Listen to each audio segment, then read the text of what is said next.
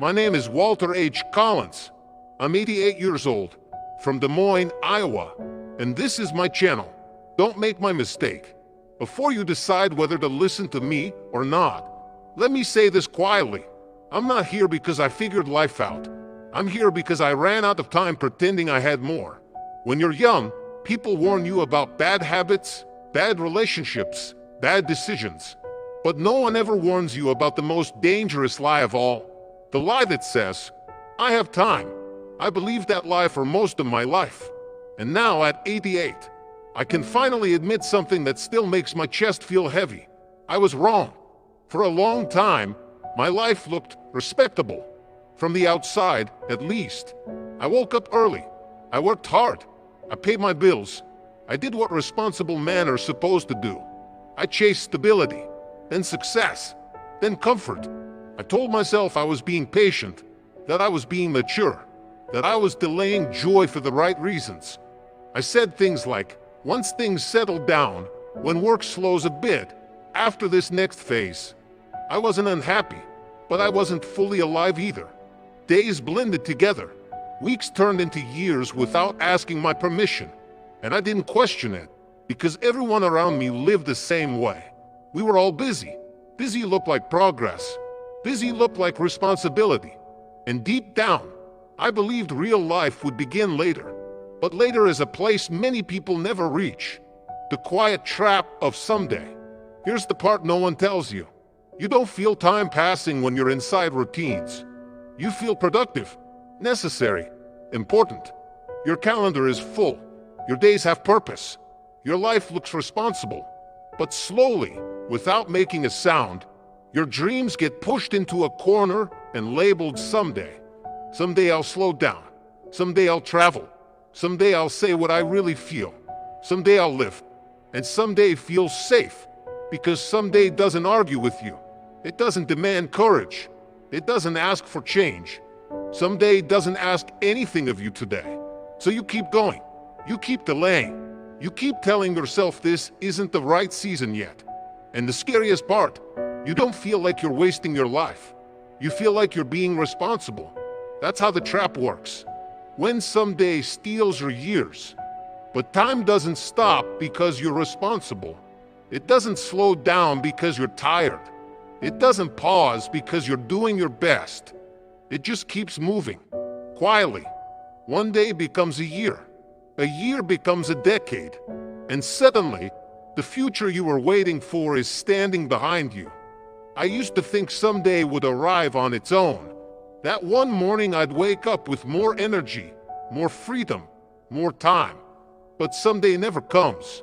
What comes instead are knees that ache, names you forget, and mirrors that feel unfamiliar. And that's when the truth hits you. Not loudly, not dramatically, but in silence. You realize you didn't lose your life all at once. You gave it away a little at a time, to routines, to obligations, to the lie that says, not yet. If you hear this and feel uncomfortable, that's not fear. That's awareness trying to wake you up. Don't wait for someday, because someday is how people disappear while still breathing. My wake-up call wasn't dramatic. No accident, no heroic story, just a quiet afternoon in a hospital room.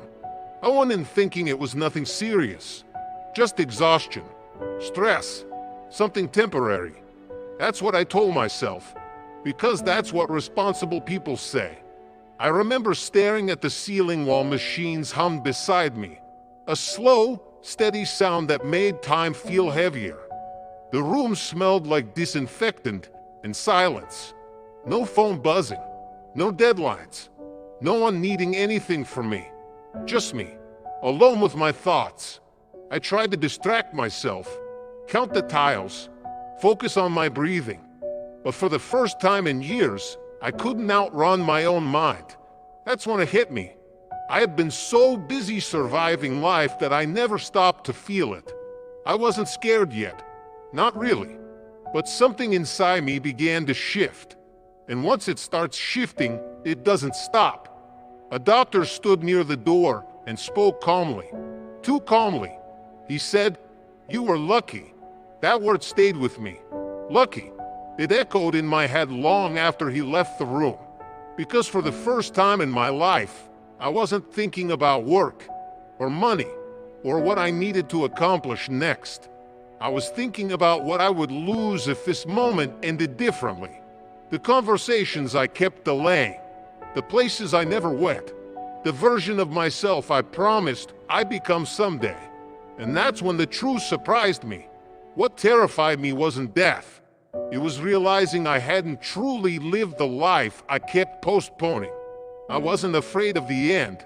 I was afraid of regret. Afraid that if this was it, my life would be remembered as busy, responsible, and unfinished. Lying there, I understood something most people learn too late. Life doesn't wait for you to be ready.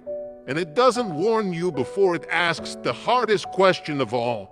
Did you actually live, or just prepare to? People think regret is loud, that it screams, that it crashes into your life all at once. But real regret is quiet. It doesn't shout. It waits.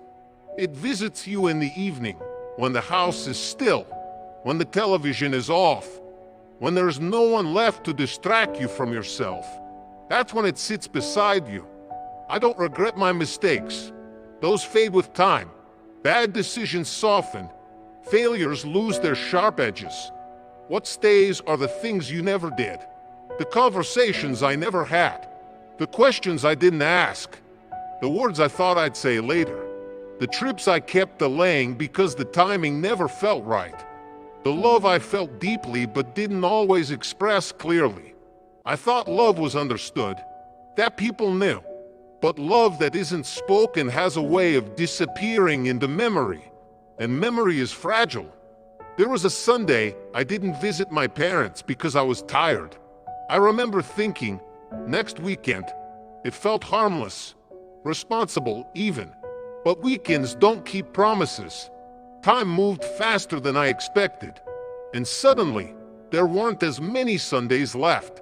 There were moments with my children where I was physically present, but mentally somewhere else.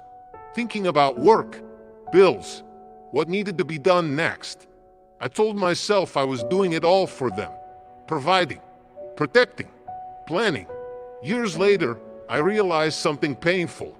They would have traded some of that security for more of my time, more attention, more listening, more of me. That's the truth no one warns you about. People don't remember how hard you worked. They remember how available you were. If you're listening to this now, and someone comes to mind, don't wait. Say the thing. Make the visit. Put the phone down. Because regret doesn't come from doing the wrong thing. It comes from waiting until you can't do anything at all.